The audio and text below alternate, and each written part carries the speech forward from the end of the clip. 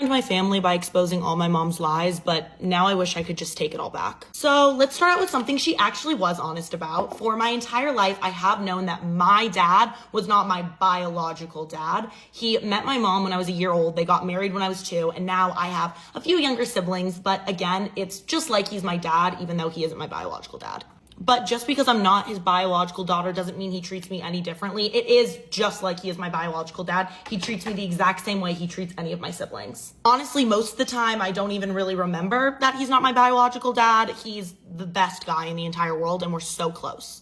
My mom always told me that she got pregnant in her early 20s with some guy's baby that she was casually seeing, and when she went to tell him that she was pregnant, he completely flipped out, said he wanted nothing to do with her or the baby, and blocked her on everything, like fully ghosted, could not get in contact with this man. She said he actually ended up changing his number, so she had no way to get into contact with him, even though she's tried. All she had was his name, which was very, very generic. So she had tried over the years to find him and never had any luck. She told me that she's actually never changed her phone number just in case one day he decides that he did want to reach out and meet me, but he's never made that choice. And even though I did have an amazing family and a perfect dad, it was always so hard for me just to realize that my biological dad was out there. He knew I existed and he just wanted nothing to do with me. Like, how does he know I'm just out there and he doesn't care? It's just always made me feel like there was a part of me that I didn't even know. And I talked about this with my mom and my dad all the time, and they were always so good about talking about it with me and understanding where I'm coming from and just supporting and comforting me. A few months ago, I was talking to my aunt, my mom's sister, about all of this, and she was just being really weird, like trying to avoid the subject, and I didn't really understand why. I was like, okay, wait, what's going on? And finally, she's like, I feel like maybe you should do one of those DNA tests and try and figure out this whole situation for yourself, which was super confusing to me because I was like, okay, the man clearly doesn't want to meet me, so why would I do a test, find out who he is, and then just be even more upset? My aunt just says, listen, I love you. I want the best for you. I just need you to trust me.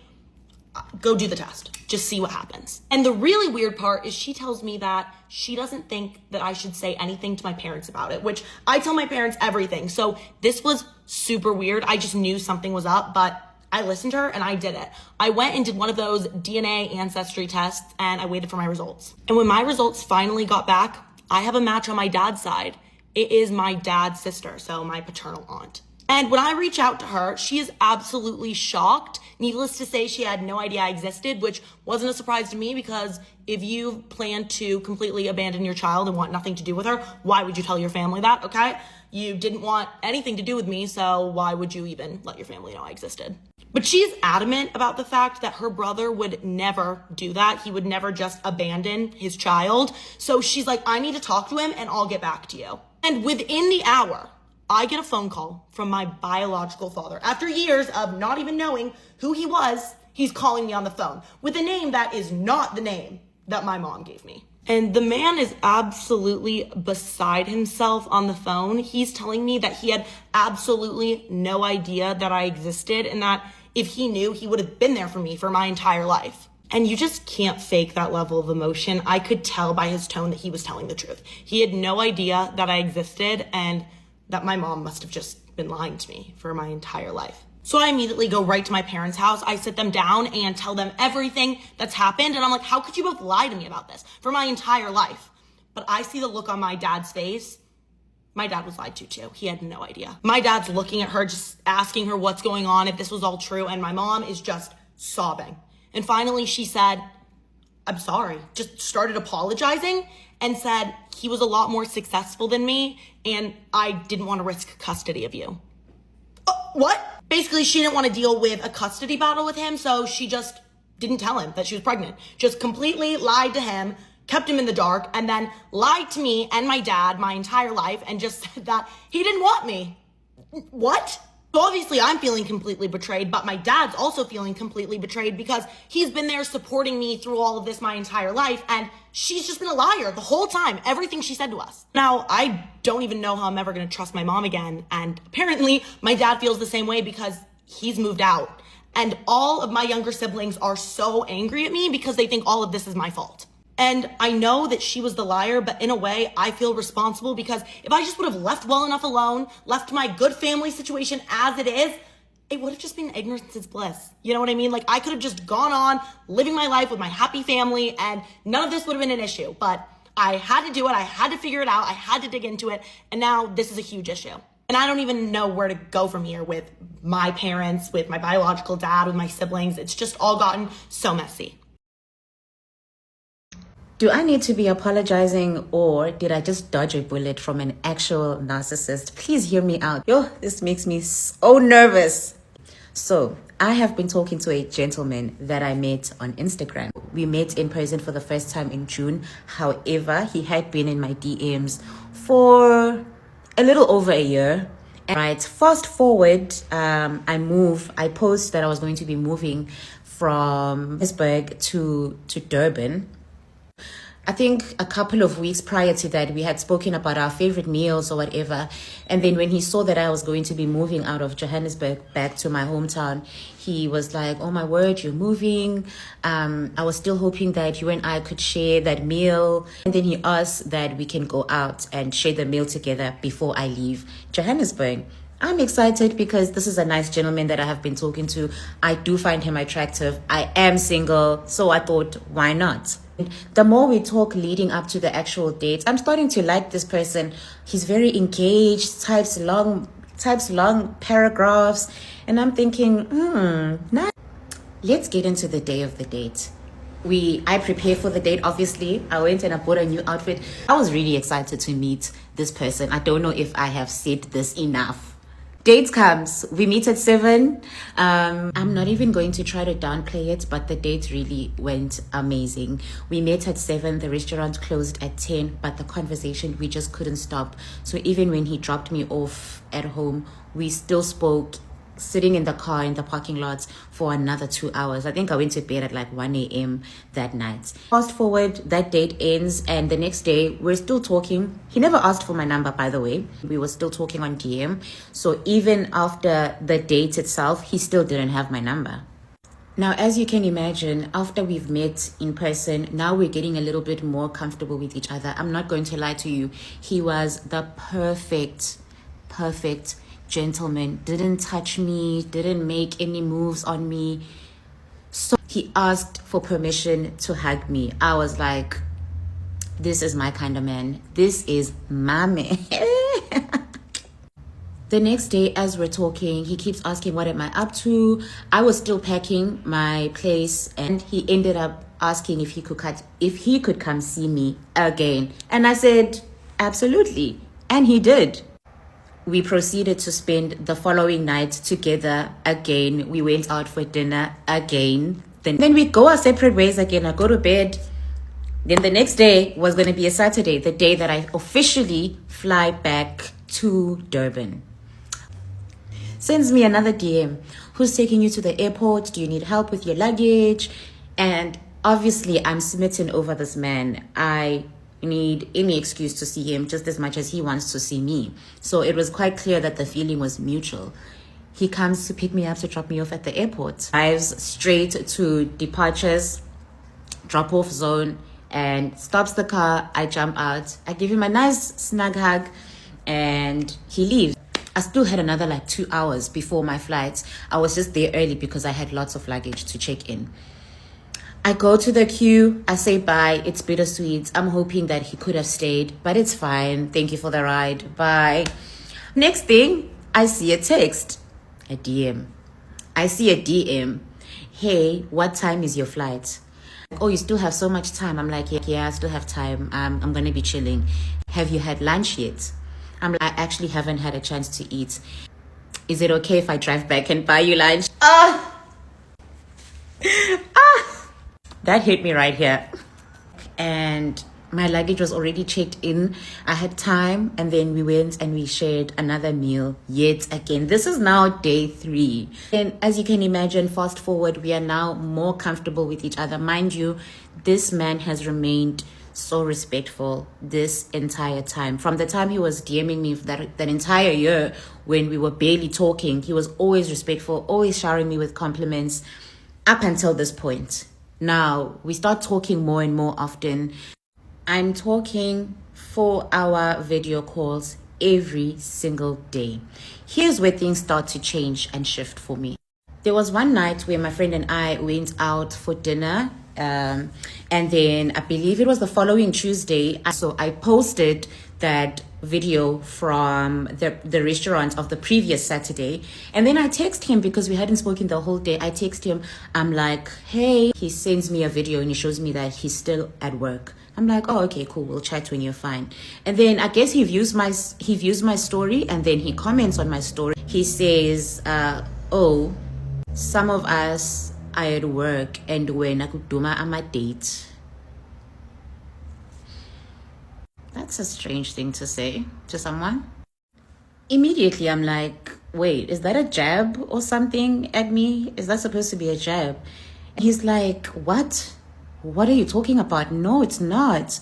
And then I'm like, no, that sounds like a very passive aggressive statement. Why would you say that? And then he calls me. We're still calling on Instagram, by the way. He calls me and he's like, no, absolutely not. Why would you think that? No, man, I'm sorry. And then he's like, it was a joke. I was just saying, I wish I was on a date. And that would be the beginning of a plethora and many, many more passive aggressive, condescending, and mocking statements. And I'll just give you a few. If it wasn't something like him constantly reminding me that he's eating healthy, what am I eating? What am I making for dinner? Am I counting my calories? Am I taking care of my health? If it wasn't that, it would be a jab. If I'm talking about the previous place I was living at, it would be, you'll need to learn your rights. This is not how things are supposed to work. And my thing is, I don't mind you teaching me things, but it was just in the manner and the way that he would say things. And every time I called it out, he would say, it's a joke. Oh, I see now. Clearly, I cannot joke with you. Mind you, it was a now complete shift from the person that I met and the person I had been texting to the person that I was now dealing with after we had met. So I kept asking myself, is it me? Am I not coming to the party? Am I not just getting that this is his personality and he means well? But I don't want to lie, these things really did not sit well with me. He keeps making a habit of making these jokes that don't land quite well. Like, they're pretty rude, to be quite honest. And then this is the straw that broke the camel's back. As we usually do, it's one of those nights where we are on a video call. I'm about to jump into bed and he sees me spraying a body mist. And then he says something along the lines of, oh, why are you putting on perfume for bed? Who are you trying to smell nice for? And then I didn't see it as anything malicious. I just giggled. I'm like, oh no, I'm not trying to smell nice for anyone. I just like smelling good. And this is a body mist. I show him, this is a body mist. It's not perfume. And then I proceed to say, but you know I always smell good. You've been around me, so you know I smell good. And then he says, yes, I did pick up that you do smell quite good, but I wasn't about to tell you. I say, yeah, I actually did pick up that you don't give compliments. Guys, the first time we met each other, he didn't compliment how I looked. The second time, he didn't compliment. Third time, he didn't compliment. There's never been a time where he was like, oh, I really enjoyed seeing you. It's great hanging out with you. Or you look really good. You smell really good. I was just feeding off the energy that it seemed like we were on the same page. But he says, because I don't need to give you compliments. Number one, you know this already. And also, I don't need it getting to your head. I'm like, getting to my head? So are you like trying to humble me or something? And he says, yeah, I must humble you. And then I say, that's a very strange thing to say. I enjoy compliments. I like receiving compliments. And then he takes it to hell. He says, oh, then that's why men lie to you girls, because you guys want us to keep making things up. When did we get there? And then he says, oh, let me not generalize. That's why men will lie to you when antiki, because you want us to keep making things up. Jump scare. Now, if I tell you, this man proceeded to talk and all I could think about was, oh my word, I don't want to be spoken to like this. Is this a joke? Is this a prank? So at some point I say to him, yeah, whatever. You're right. Okay, whatever. I don't want to talk about this anymore. And then he's like, I'm visibly upset now. I'm visibly upset by what he just said. And I'm just quiet. And instead of him picking up on my energy shift, he can see that my energy has shifted. But instead of trying to like take back what he said, he's like, yeah, maybe I think you should just go to sleep. Guys, I'm in shock. I'm processing this entire conversation. I'm literally looking at him like, is this a joke? I take a very, very deep breath and I write him a message and I say, hey, I really don't appreciate the way that you just spoke to me. You've been making this a habit and I keep bringing it to you and you're not changing it. And this is not, I don't like this. And then I block him. Right decision, right? Oh, but it doesn't stop there because I'm me. We had been talking. There was a time where I gave him my number, but he was not using it. He was still talking to me on DMs. Now he's been blocked. And then after a couple of days, I get a call from a no caller ID. Hello. Oh, it's good to know that you are alive. Hangs up. Now, at this point, now I want to have a conversation because, like, are you normal? Like, are you okay? I unblock him.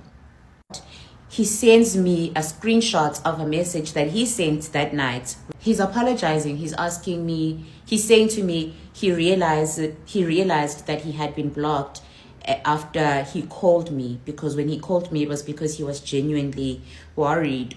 And then we have a lengthy conversation. I tell him how his actions and his words actually hurt my feelings. And I received what I thought was a genuine apology. You can pause to read. Essentially, he gave me a really warm-hearted apology. And I don't want to lie, it kind of touched me. And I thought, okay, maybe I really did misinterpret all of this. We are still talking now. I could tell that he was still not okay. So now it was almost as if I was trying to make things right between the two of us. I think 2 nights after we had this conversation, I video called him. And then we had another one of our 4-hour-long video calls. However, what I did pick up is that even though he had apologized, he still kept bringing up the fact that I blocked him and how. So I was just like, dude, you gave me such a heartfelt apology, but now you're still kind of bitter about the fact that you were blocked and it's becoming such a big deal to you. Can we just move past it? And then he's like, yeah, we can move past it. We go to sleep. The next day, I'm like, okay, let me not reach out to him, because yesterday he seemed to like still be quite upset. That was a Tuesday. Wednesday comes, he doesn't text me, doesn't call. Thursday, Friday, Saturday, Sunday, Monday. Now, I had been in Johannesburg that weekend, so I did go out for dinner, and I posted a short snippet of the dinner. He only reached out to me to say, oh, I see you were out on a date. Like, don't bore me now. Who said I was on a date? And also, if I was, are you justified in asking me this after you've ghosted me and given me the silent treatment for about 4-5 days? At this point, all of my patience is gone. Like, the nice version of me was gone. Like, I was just giving attitude, not responding. I was just like done, like over it. This man proceeded to crash out in my DMs for the next 4 days, asking me questions. Oh, I see you were on a date. Oh, do you have a boyfriend now? So happy for you. Siyakbongela. Congratulations. And proceeds to take a screenshot of my post saying, yeah, I see that you were on a date. Is that why you blocked me? Now, I don't want to lie. This brought out the mean side of me. I was mean to him because I was genuinely confused. I then received another essay, a long message from him talking about how it's fine, I can proceed to block him now, but he just wants to let me know that he really liked me, he more than liked me, and he had such high hopes for us, but now I'm just really showing my true colors. He doesn't know how things got here, and that he genuinely had great intentions. However, he's disappointed that I didn't let him know that he wasn't the only person I was talking to. Guys, he's making these things up, and I was starting to question myself because he's really convinced of the things that he is saying. And at that point, there was really nothing I could do to convince him, because he's convinced that I didn't block him because of the things he said. I blocked him because I wanted to go on a date, even though these two events are like over a week apart. How did we get here? And also, I told him where to get off, and I called him a gaslighter, a manipulator, and an emotional abuser. And now a couple of days later, I'm not so angry as I was when this happened, and I'm like, yikes. Did I take it overboard? Because that last message that he sent, just like the apology, felt really honest, really vulnerable. I straight up said to him, none of these things that you're saying to me matter, because when it did matter, you wanted to play games, play mind games, and not be honest. Now you want to tell me how much you like me. I don't care. I'm not interested. But now I'm thinking about it and I'm like, I also did share the message with my friend that I sent, and she basically said to me, yeah, you started off well sharing your thoughts, but the things that you said to him at the end of the message, she said to me, you should have just stopped when you started. You shouldn't have carried on to say the other things that you said. And then she proceeds to tell me, you know what, I think you and this guy genuinely liked each other. You were both genuine, but you just don't speak the same language. And there's so much frustration because you're not understanding each other. So now I'm feeling a little bad. I'm a little annoyed at how things went down because of his games. And it also really sucks that he really believes. I thought he was just being funny. But like looking back, he really believes the things that he is saying. And I'm just like, is this person operating out of like a trauma response? What is happening? But yeah, that's the story, guys. The woman who, on a whim, decided to chop off all her hair, and now her husband will not speak to her unless she's wearing a wig. Let's get into it. So the creator's name is Mary, and she's in her late 20s. She's a mom of 3. She is married. And at the end of August, she basically just started posting in real time video diaries of her decision to chop off all her hair. And seeing it all unfold in real time makes it really sort of like a character study. And I think this is a really fascinating character. So that's why I want to talk about her. So obviously I think part of the reason that I connected to this story is because I am a woman with short hair. I cut my hair when I was 33. And we all know the quote, a woman who changes her hair is about to change her life. So I think that it's just a really interesting starting point for a journey that's familiar to a lot of us. So like I said, her name is Mary, and she's in her late 20s. She's a mom of 3. She's married. And just for a little context, she is one of 8 siblings.